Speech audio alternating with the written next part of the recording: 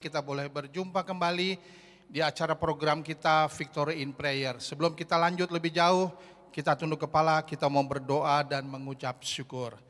Bapa kami yang di surga, kami ucap syukur dan terima kasih. Engkau baik, bahkan teramat baik bagi kami. Kalau hari ini kami boleh bertemu kembali Tuhan, kami percaya ini karena kasih karunia Allah atas hidup kami. Beracaralah dari awal pertengahan hingga akhirnya.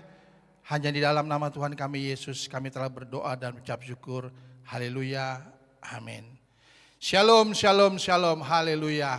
Bagaimana Bapak Ibu Saudara sekalian? Sehat selalu, puji nama Tuhan. Kita percaya hari ini kita boleh diberkati Tuhan, penyertaan Tuhan atas hidup kita selalu baik. Hari ini kita akan belajar bersama, yaitu bagaimana Tuhan ajarkan kita. Dan juga kita mau belajar bersama-sama bagaimana Alkitab juga berbicara mengenai hidup sehat menurut Alkitab. Bapak Ibu Saudara sekalian, kalau kita berbicara masalah kesehatan, seringkali kita hanya berbicara mengenai tubuh kita. Padahal tidak seperti itu. Alkitab begitu banyak mengajarkan kita bagaimana hidup sehat menurut Tuhan. Kita akan berbicara tentang hidup sehat. Seringkali memang tadi di awal kita katakan bahwa kita hanya berpikir tentang tubuh kalau kita berbicara tentang kesehatan. Tetapi tidak itu saja. Mungkin kita hanya berbicara mengenai kesehatan, bicara tentang bagaimana kita berolahraga, bagaimana istirahat cukup yang baik gitu ya. Tetapi menurut Alkitab, Alkitab mengajarkan bahwa kesehatan sejatinya adalah mencakup tiga unsur, yaitu tubuh, jiwa, dan roh kita. Tuhan kita tidak hanya peduli yang berhubungan dengan kekuatan secara fisik, akan tetapi Tuhan juga berhubungan dengan hidup kita, bagaimana kita bisa hidup damai, damai dalam sukacita Allah dan hubungan yang benar dengan Tuhan. Berbicara hidup sehat, Bapak Ibu Saudara dikasihi Tuhan, menurut Alkitab, maka ada beberapa hal yang akan kita pelajari pada malam hari ini. Ada 5 hal yang akan kita pelajari pada malam hari ini. Yang pertama yaitu bagaimana Alkitab ajarkan menjaga tubuh sebagai bait Allah. Kita tahu tubuh kita ini adalah bait Allah. Kita ambil dari ayat Alkitab dari 1 Korintus 6 ayat yang ke-19 sampai dengan yang ke-20. Saya bacakan untuk Bapak Ibu Saudara sekalian. Sekali lagi 1 Korintus 6 ayat 19 sampai 20. Tidak tahukah kamu bahwa tubuhmu adalah bait Roh Kudus? Karena itu muliakanlah Allah dengan tubuhmu. Jadi tubuh kita ini adalah bait Allah. Roh Kudus ada di tubuh kita. Artinya apa? Jadi kita harus menjaga kesehatan bukan hanya tubuh kita, tetapi roh kita adalah badan kita, tubuh kita adalah bagian dari di mana roh Allah boleh berada. Oleh sebab itu kita harus bertanggung jawab untuk kesehatan kita, karena menjaga kesehatan bukan suatu pilihan, tetapi merupakan tanggung jawab rohani. Bapak Ibu Saudara dikasihi Tuhan, tentang apa yang kita selalu berbicara tentang apa yang kita makan, apa yang kita lakukan, dan kebiasaan-kebiasaan kita adalah mencerminkan dari penghormatan kita kepada Tuhan. Jadi seperti apa misalnya? Kalau kita menjaga kesehatan, biasanya kita harus mengatur pola makan. Jadi tidak berlebihan. Jadi kalau misalnya dokter bilang katakan yang terbaik itu adalah makan, tidak boleh makan malam misalnya, lebih dari jam 6 atau jam 8 malam. Kita lakukan itu, berarti apa? Tuhan menginginkan kita punya disiplin. Terus istirahat yang cukup, setelah itu olahraga secara rutin. Jadi menghindari kebiasaan-kebiasaan buruk. Karena apa? Kita tahu bahwa tubuh kita adalah sesuatu wadah di mana Roh Kudus ada di dalam tubuh kita. Oleh sebab itu kita harus menjaga tubuh kita, roh kita supaya tetap baik. Misalnya apa? Tidak merokok, juga tidak minum minuman keras. Karena memang di Alkitab tidak jelas, tidak tertulis jelas bahwa tidak boleh merokok. Tetapi kita tahu bahwa merokok akan merusak tubuh kita. Oleh sebab itu kita harus menjaga kesehatan tubuh kita apa yang Tuhan inginkan atas hidup kita. Yang kedua, kita harus juga menjaga hati dan pikiran kita. Seperti Amsal 4 ayat yang ke-23. Di sana dikatakan apa? Jagalah hatimu dengan segala kewaspadaan, karena dari situlah terpancar kehidupan. Setelah itu juga ada Amsal 17 ayat 22. Di sana dikatakan hati yang gembira adalah obat yang manjur. Nah, bagaimana penjelasannya? Jadi Tuhan katakan bahwa kita harus hidup dengan hati yang gembira.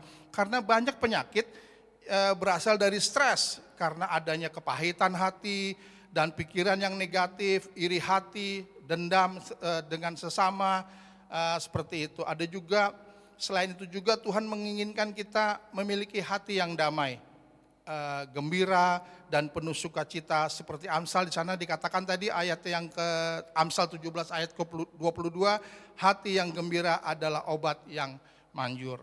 Jadi kita harus bisa mengampuni orang lain, gitu ya. Kita juga bisa memiliki roh pengampunan. Kita tidak menyimpan rasa dendam. Sebisa mungkin menghindari pikiran-pikiran yang negatif. Lalu selalu mengisi pikiran-pikiran kita dengan firman Tuhan. Jadi pesannya adalah karena dengan memiliki hati yang berserah kepada Tuhan, maka dapat dipastikan akan membawa pemulihan atas hidup kita. Tidak hanya roh, tetapi tubuh dan jiwa kita. Bapak Ibu Saudara yang dikasihi Tuhan, selanjutnya yang ketiga, hidup dalam disiplin dan penguasaan diri. Jadi bagaimana kita bisa hidup menurut Alkitab? Yang ketiga adalah kita harus hidup dalam kedisiplinan dan penguasaan diri. Kita ambil dari 1 Korintus 9 ayatnya yang ke-25. Saya bacakan untuk Bapak Ibu Saudara sekalian. Setiap orang yang turut mengambil bagian dalam pertandingan penguasaan diri, menguasai dirinya dalam segala hal. Jadi kalau kita ingin menjadi seorang pemenang dalam kesehatan tubuh kita, kita harus punya disiplin. Bapak Ibu Saudara tahu, setiap olahragawan, kalau dia ingin menjadi juara di dalam olahraga, mereka harus punya disiplin. Sebegitu pula dengan kita. Kalau kita menginginkan menang terhadap kesehatan kita, tubuh kita, maka kita juga harus disiplin dengan apa yang Tuhan boleh katakan. Jadi seorang juara harus memiliki disiplin, karena tanpa disiplin maka kita tidak menjadi seorang juara di dalam segala hal. Dalam hal ini adalah disiplin untuk selalu sehat. Begitu pula kita menginginkan hidup yang selalu sehat, maka kita membutuhkan disiplin. Jika kita ingin menjadi seorang pemenang dalam segala hal, baik kesehatan, maka kita harus memiliki disiplin dan penguasaan diri. Karena tanpa penguasaan diri, kita mudah jatuh dalam kebiasaan buruk. Akan tetapi terkadang kita berpikir kita sudah hidup sehat Tuhan, tetapi kenapa kok penyakit tetap ada di dalam hidup kita. Mari coba kita baca di Yohanes 11 ayatnya yang keempat.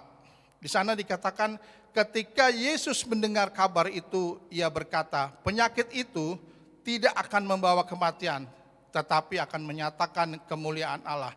Sebab oleh penyakit itu anak Allah dimuliakan. Bapak Ibu Saudara, seringkali kita dihinggapi oleh satu penyakit. Tetapi Tuhan katakan bahwa penyakit itu tidak mematikan. Penyakit itu adalah sebuah, mungkin Tuhan izinkan penyakit itu ada di hidup kita untuk kita bisa memuliakan Tuhan. Kita bisa membagi berkat untuk ke sesama kita, menjadi sesuatu pengalaman hidup kita dan juga menjadi kesaksian hidup kita. Bila kita mengalami kesaksian, kita boleh selalu taat bersama Tuhan. Oleh sebab itu kita harus disiplin makan dan juga disiplin baik makan dan minum.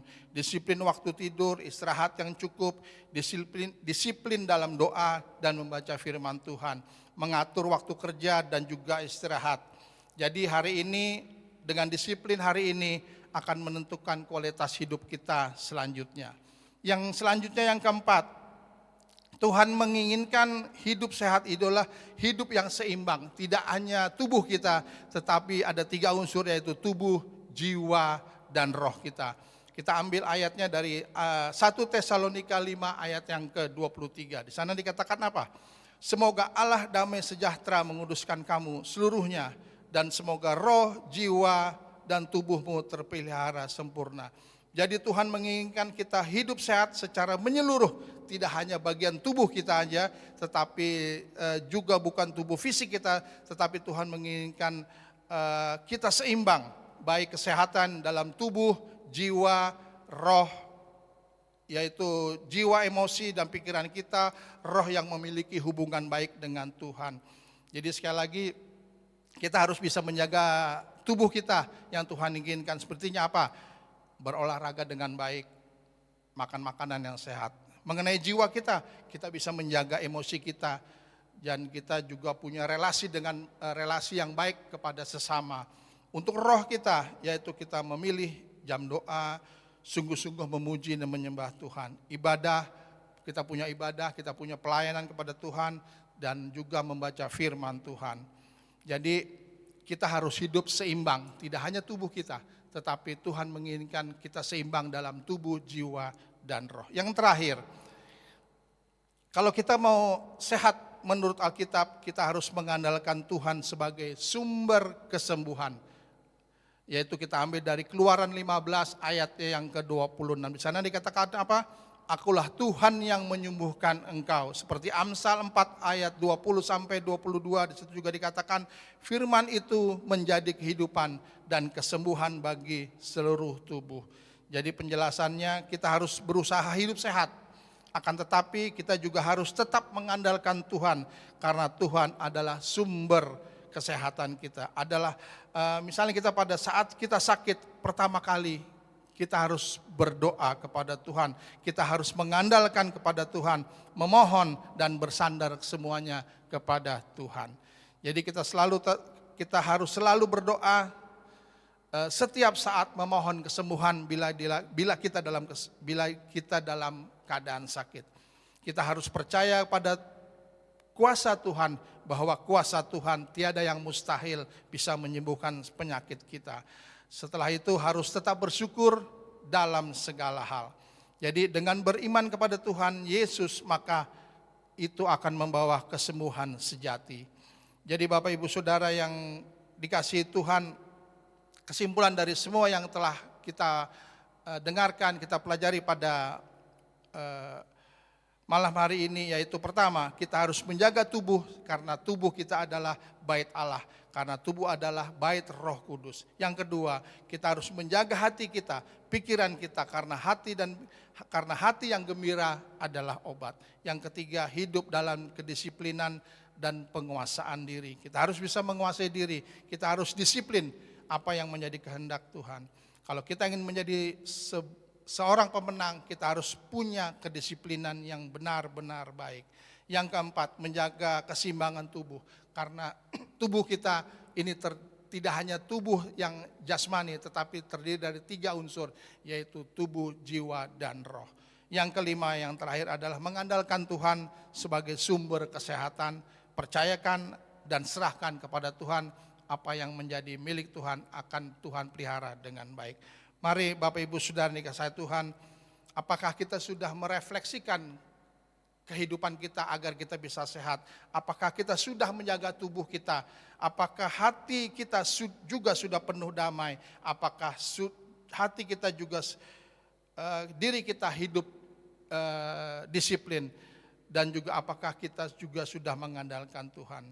Bapak Ibu Saudara kasih Tuhan, di akhir firman yang kita sampaikan pada malam hari ini, apabila Anda bisa menjawab ini semua, berarti Anda sudah hidup dalam berkat-berkat Tuhan, hidup sehat menurut Alkitab. Mari Bapak Ibu Saudara, sebagai akhirnya kita tunduk kepala, kita mau berdoa. Tuhan kami sadar tubuh kami adalah bait-Mu. Oleh sebab itu, ajar kami hidup sehat, baik dalam roh, tubuh, dan jiwa kami Tuhan. Berikan kami disiplin, hati yang damai, dan iman yang kuat. Di dalam nama Tuhan Yesus kami juga berdoa, ada beberapa pokok-pokok doa yang kami akan naikkan Tuhan, yaitu yang kami akan berdoa mengenai keamanan dan kedamaian bangsa dalam berbagai dinamika global dan nasional.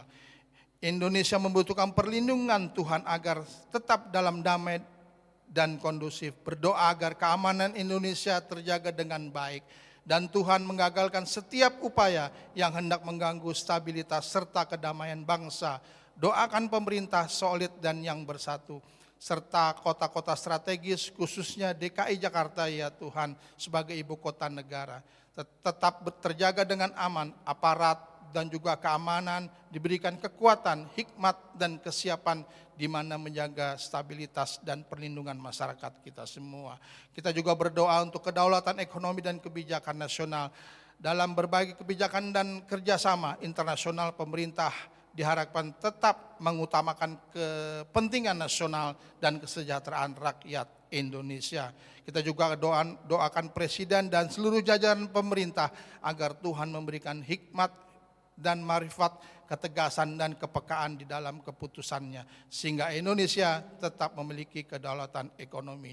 Kita juga mau berdoa tentang stabilitas keuangan dan nilai tukar rupiah, di mana nilai tukar rupiah mengalami tekanan dan tidak kepastian global, terutama akibat meningkatnya ketegangan geopolitik yang mempengaruhi sentimen pasar dan pergerakan mata uang. Ya Tuhan, kami juga berdoa untuk menjaga stabilitas ekonomi dan keuangan Indonesia, menolong nilai tukar rupiah tetap terjaga dengan baik. Ya Tuhan, kami juga berdoa tentang perdamaian di tengah-tengah konflik global Tuhan, di mana peperangan antara bangsa dan wilayah seperti yang menimbulkan dampak besar bagi dunia, termasuk krisis ekonomi, krisis energi, minyak, serta korban-korban dan kerusakan infrastruktur yang ada ya Tuhan. Kami juga mau berdoa ya untuk khususnya kota kami, yaitu kota Bekasi Tuhan, terlebih Pondok Melati dan Pondok Gede Tuhan. Kiranya Tuhan melindungi kota Bekasi dari segala bentuk ancaman teroris dan kejahatan, agar keamanan terjaga, kedamaian dipelihara, shalom untuk Bekasi dan seluruh rakyat yang ada di Bekasi. Untuk itu ya Tuhan, kami juga berdoa untuk program-program gereja kami di tahun 2026. Kiranya berjalan lancar dan semua untuk kemuliaan nama Tuhan. Kami juga berdoa untuk jemaat yang sedang sakit dalam kelemahan tubuh. Doakan agar jemaat yang sedang menghadapi pergumulan hidup, agar Tuhan mau menjawab doa-doa kami. Demikianlah ya Tuhan doa kami yang kami panjatkan atas nama anak-Mu yang tunggal, Tuhan Yesus Kristus, Tuhan dan Juru Selamat kami. Haleluya. Amin.